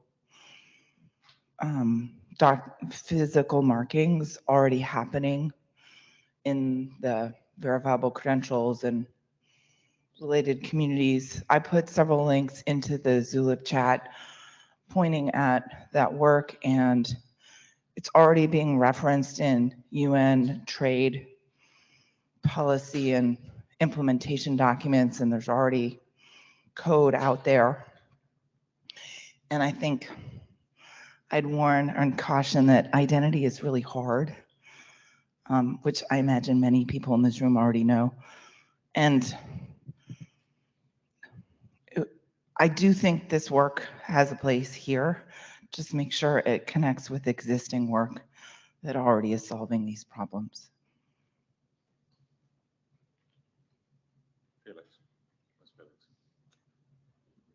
Yeah, hi, Felix Linker. So I just wanted to comment on the notion that the scope as presented by Bill is a superset of the work that as presented by me. I think there's certainly an overlap. Being a bit provocative, it's the same overlap that we have. No, not yet provocative. It's the same overlap that we have with work from working groups like SPICE. So yes, there will be an issuer. All these things related to message content. I think the unique problems to solve, though, will be distribution. And we will certainly use a lot of work from working groups like SPICE. I'm not an expert there. We will profile probably credentials formats and all that, but I don't think there's any work to be done really in finding a common set of claims or the likes. Yeah, so distribution, I think, really sets us apart. And thanks. Thanks, Felix. Hi, Nick. Nick Doty, Center for Democracy and Technology. Thanks to all the presenters. I'm seeing lots of interesting work and interesting overlap. And I'm grateful for the identity folks that have already spoken, as I think the three-party model and issuers and verifiers may be particularly useful for some of the paperwork and physical asset use cases. I also think we can find productive work for the IETF that is not a single use case, but we can usefully cluster use cases that might be similar, that there are going to be multiple use cases and multiple emblems that care about cyber attack type situations. That might be a good way to start work. That certainly would apply to the Red Cross, but not just the Red Cross. But wouldn't get us into trying to solve all of the problems in a single in a single working group. So I hope we'll look at the SPICE and other work where we can, and I also think we should try to cluster use cases where we can. All right, Richard. Very good. Thank you, Rick Wilhelm, Public Interest Registry. We're the registry operator for .org. We're the home of many, many nonprofit and mission-driven organizations, one of which is the International Red Cross. Thank you. But there are also over 10 million other nonprofit and mission-driven organizations, about 10.9 if you're keeping count. This sort of digital emblem would be very, very important for nonprofit organizations that use the internet for fundraising and all sorts of other important outreach activities.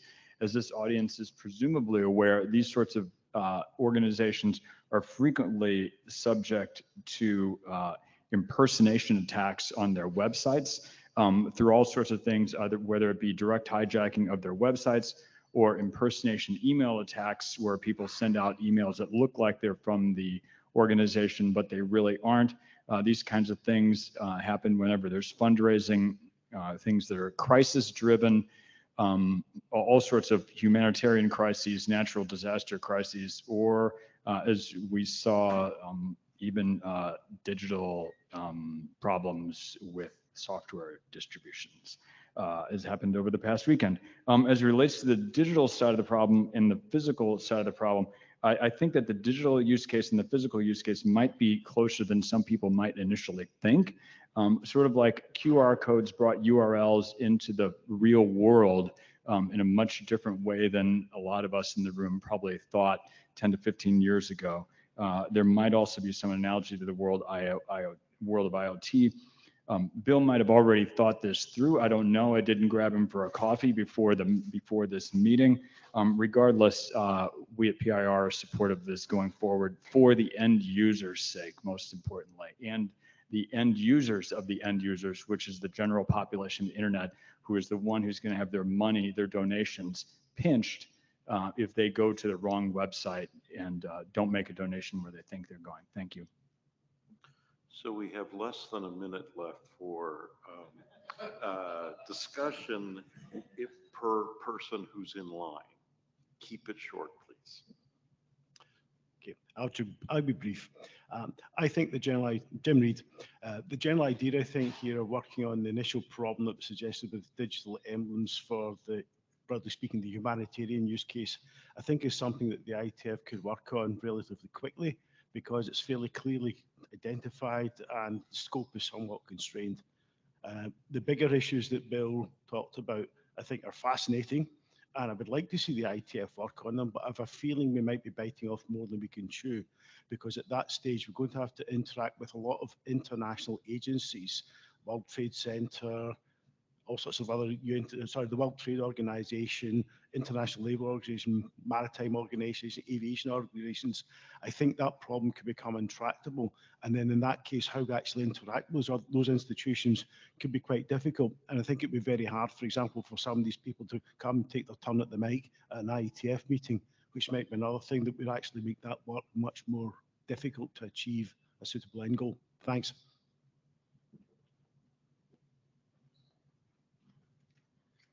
Hi, Alex Rosenberg, first IETF meeting, although I've done some work in ISO. I'm looking at implementing some of this stuff, and really what I'm looking for is a clear data model that is perhaps hierarchical and has attestation wrapping around it, perhaps layers of attestation to handle logistics companies and things like that involved.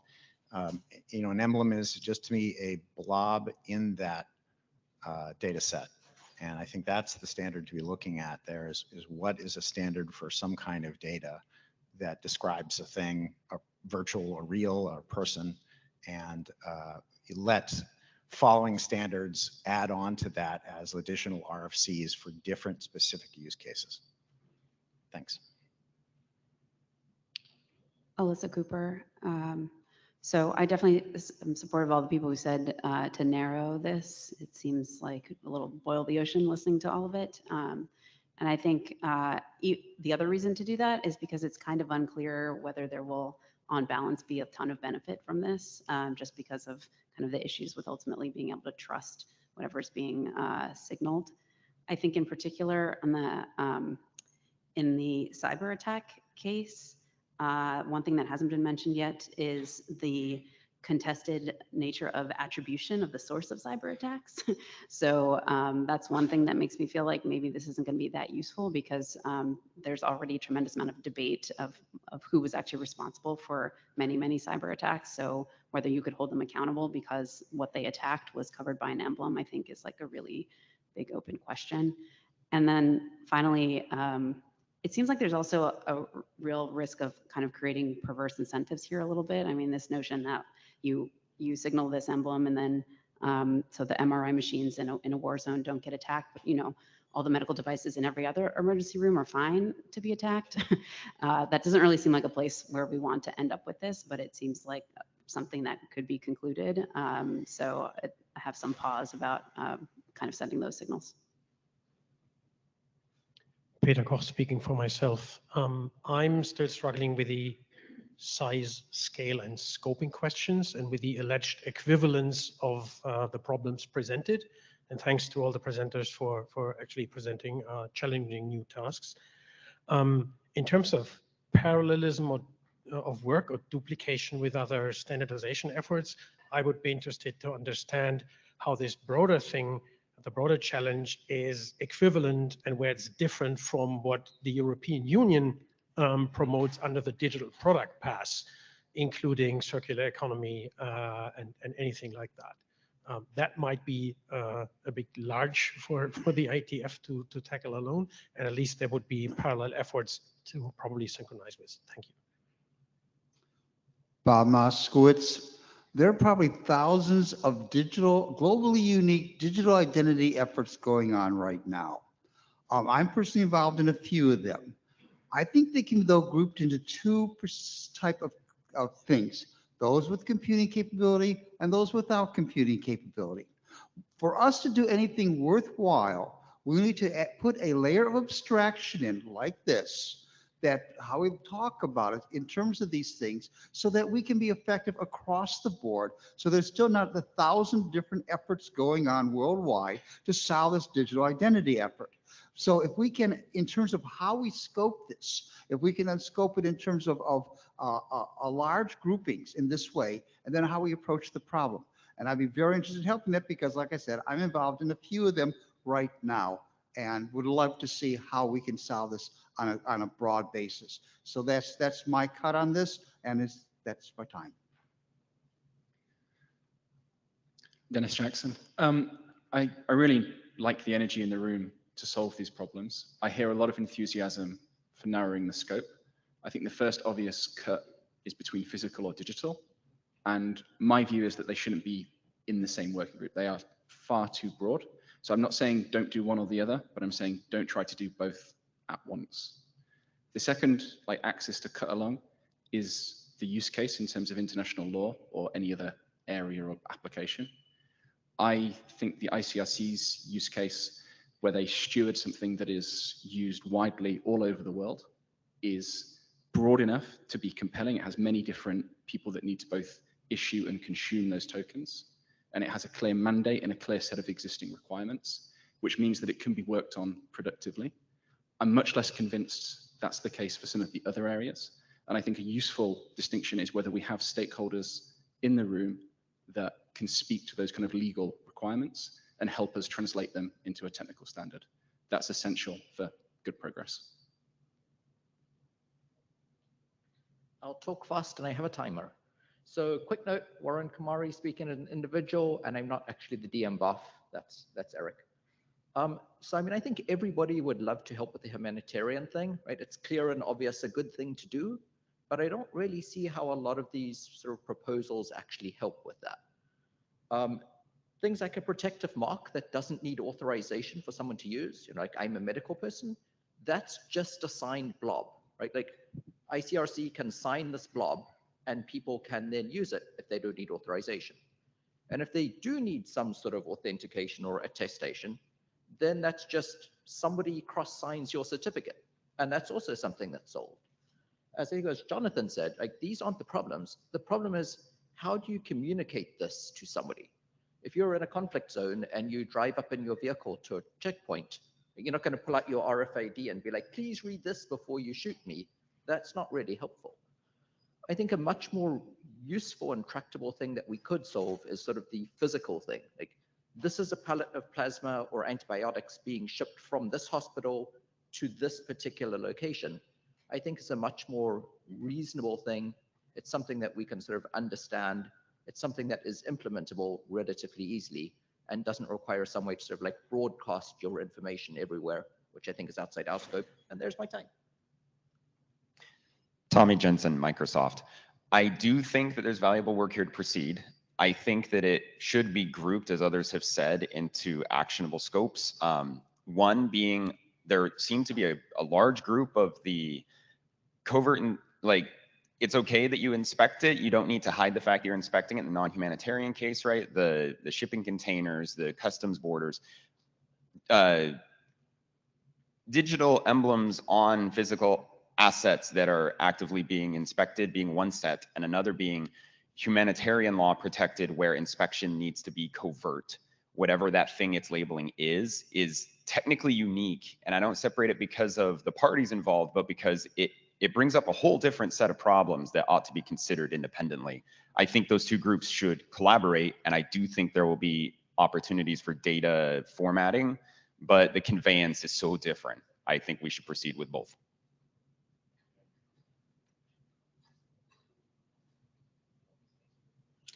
Hey, everybody. Thank you for the work. I wanted to come in on a couple points that I think IETF has, it could be an interesting area of work for the IETF, right? There's been, ICRC's identified this gap, and that there would be many, many implementers who would fulfill that. So lots of vendors, lots of folks who are hosting these kinds of organizations with these kinds of digital assets, however you want to define that. And those would be the implementers. But yes, it is kind of originating from one place, and that's because the ICRC are the stewards of this kind of emblem, as it is very, very specially, and I want to lean into this really hard, it is super special that this emblem at all exists. It's in the Geneva Convention. It isn't sort of just an idea out there. It is actually very special. And one thing that I think hasn't necessarily been brought up or maybe elaborated enough is, you know, we know attacks exist. We know that can happen. This doesn't prevent that. This is not a security feature, right? But what can happen is that when attacks happen in real life, right, you wind up in the International Criminal Court, or you wind up in the Human Rights Council during a universal periodic review talking about states who have violated these norms and these conventions. And right now, there is no way to prove that that happens when it's an online attack. And this would change that. Thanks. Tobias Siewich, Max Planck Institute for Informatics, speaking for myself. I would like to remind the room that there are no technical solutions for social and societal problems. And it feels a bit like we're trying to do that, which I can understand, because if engineers see a problem that seems to be simple enough, they will always start going. And I already see the first planks being brought for a bike shed in the chat. I believe that if at all, this should be at the IRTF to figure out what problem we're actually trying to solve.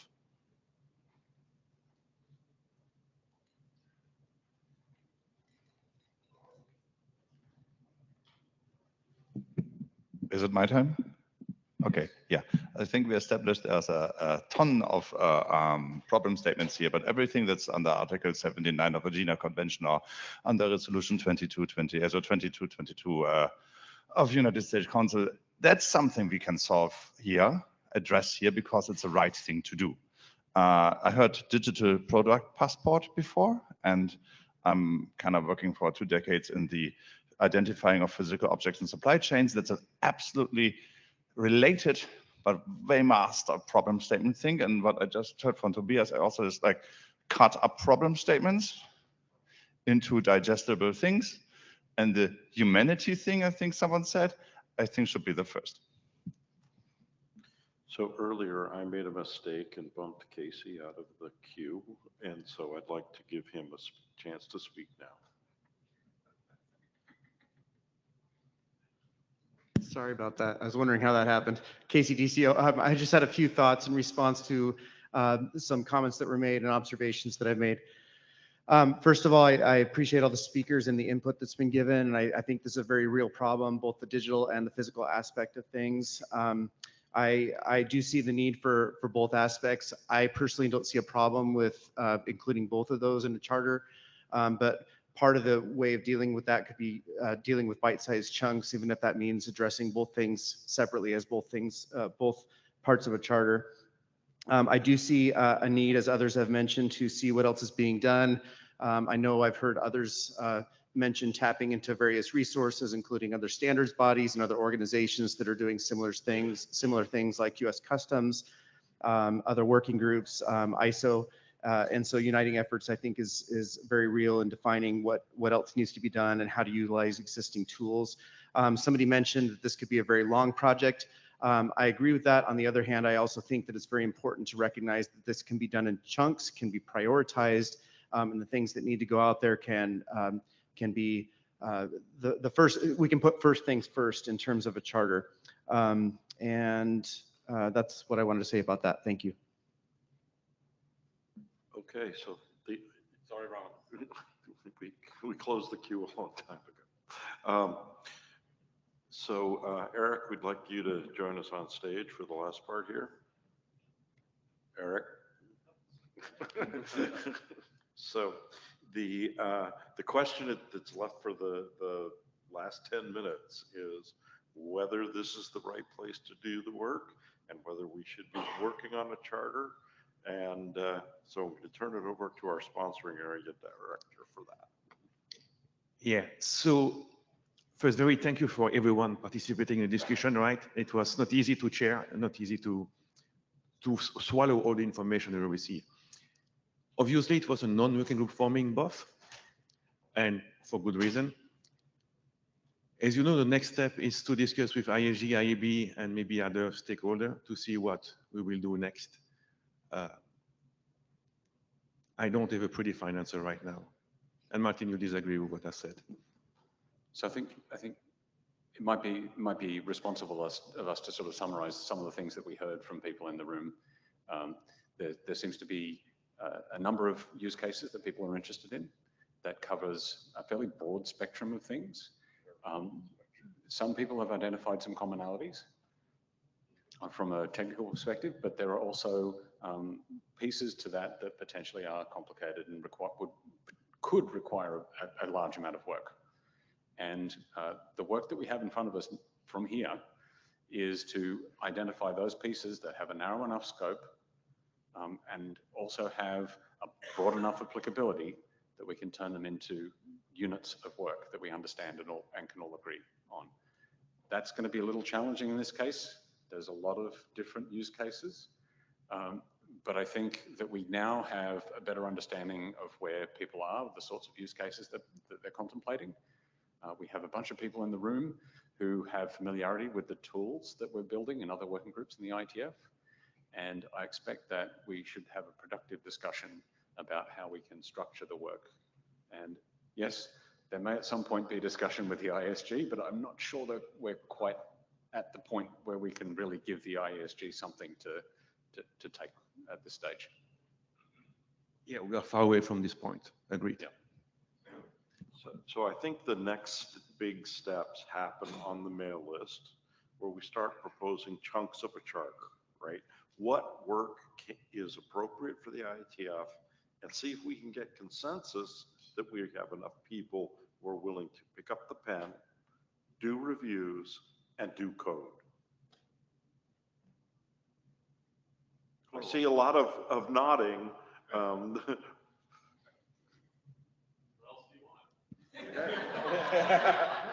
Stick your hands up if you're willing to work on this topic, just to give us a sense. Yeah, I think that's pretty compelling. That may be too many hands. to actually be successful. Sorry, if I can just do an AD override, like, please, let's remember we have remote participants, so let's enfranchise them if we're going to do straw polling. Right, right. I was just trying to get a bit of a sense here, but thanks, Roman, for reminding that. I will put that to a question in mid-echo and give you plenty of time to answer. Eric, and then when doing the charter, we assume that we'll be working on a single charter. I start to think that we may want to get 2 charters for 2 working groups. That's an open option.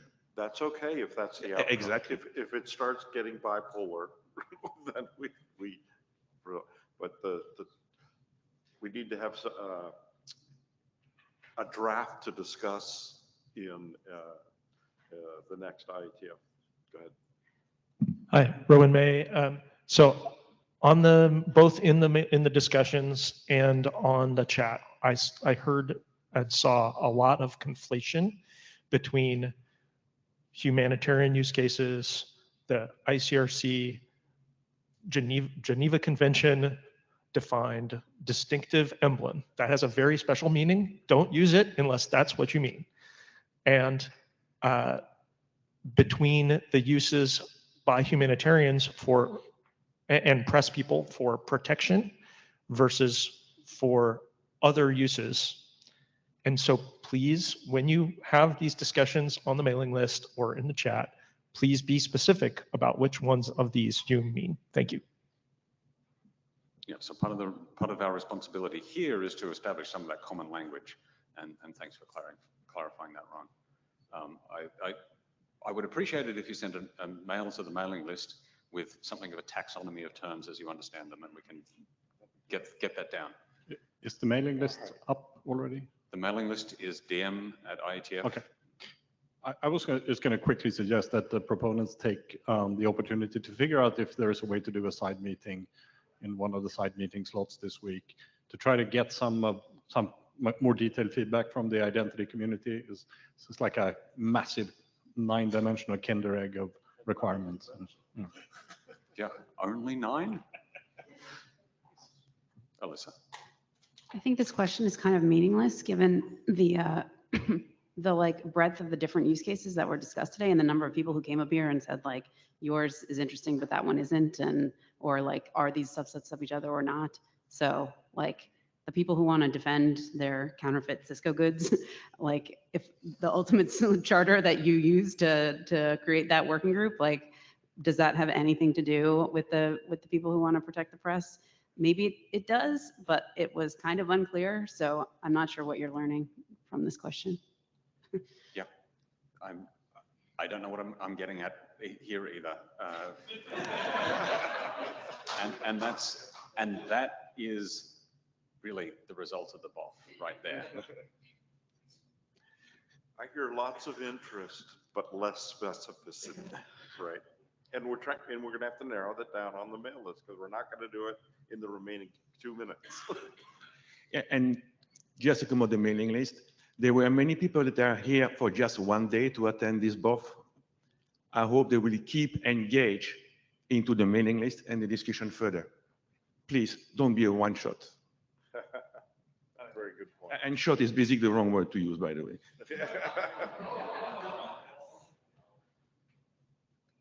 Quick clarifying question. I know it was brought up like 1, maybe 2 charters. Is a possible outcome that we just identify, maybe there's a couple of drafts that might fit within an existing working group, because there are working groups that are covering like chartered specifically around this area already, just more broadly. Please point them out. Yes. Okay. It's been an interesting morning, and I'm sure there will be a lot of hallway conversation after. So thank you very much for your attention.